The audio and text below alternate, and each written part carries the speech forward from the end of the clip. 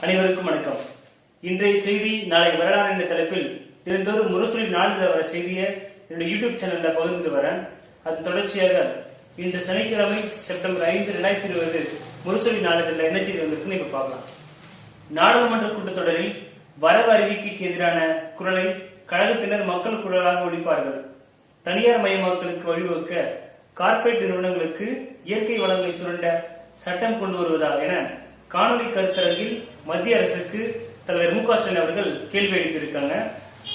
சிந்தனை லட்சியங்கள் நிரம்பிய அறிவுமிக்க சமுதாயத்தை உருவாக்கும் ஆசிரியர் அனைவருக்கும் ஆசிரியர் தின நல்வாழ்த்துக்களை தலைவர் மு.க.ஸ்டாலின் அவர்கள் இன்னைக்கு தெரிவிச்சிருக்காரு.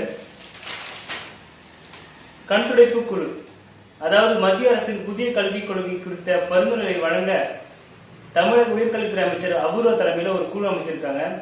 இந்த குழு ஒரு கண்துடைப்பு குழு என தலைவர் மு.க.ஸ்டாலின் தலைநகரத்தில் வெளியிட்டிருக்காங்க. அதாவது அரசு செயலாளர் தலைமையில அமைக்கப்பட்ட ஒரு குழு மத்திய அரசு கொண்டு வரும் ஒரு திட்டத்தை எப்படி துணிச்சலாக விமர்சிக்கும், எதிர்க்கும், கருத்து சொல்லும், ஆலோசனை சொல்லும். இது கூடவா சாமானிய மக்கள் எங்களுக்கு தெரியாது? ஏற்கனவே 28/7/2019 புதிய கல்விக் கொள்கை குறித்து திமுக ஒரு குழு அமைச்சாங்க.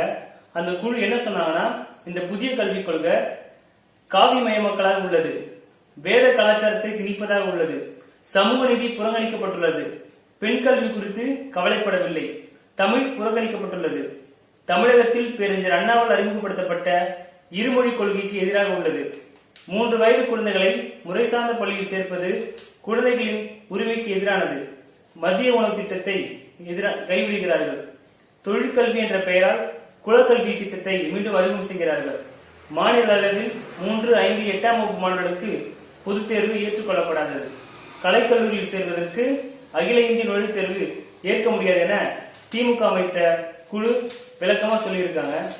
ஆனா மாநில அரசு மத்திய அரசு எது கொண்டு வந்தாலும் அதை எதிர்க்காம அமைதி காப்பது, மௌனம் காப்பது மக்களுக்கு எதிரானது, நாட்டினுடைய எதிர்காலத்துக்கு தீங்கானது என தலைவர் மு.க.ஸ்டாலின் அவர்கள் சொல்லியிருக்காரு.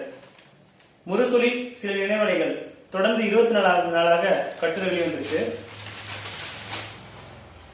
தூத்துக்குடி தெற்கு மாவட்ட செயற்குழு கூட்டம், கனிமொழி கருணாநிதி எம்பி, கீதா ஜீவன் எம்எல்ஏ பங்கேற்பு மாவட்ட பொறுப்பாளர் அனிதா ராதாகிருஷ்ணன் அறிவிச்சிருக்காரு.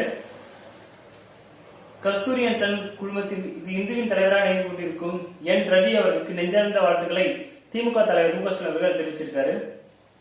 கொரோனா காலத்தில் உதவிய கழகமும் ஊழலில் திளைக்கும் அரசுகளும் திமுக கலை இலக்கிய பொதுத்தேர்வு பேரவை சார்பில் காணொலி கருத்தரங்கு நடைபெறுது.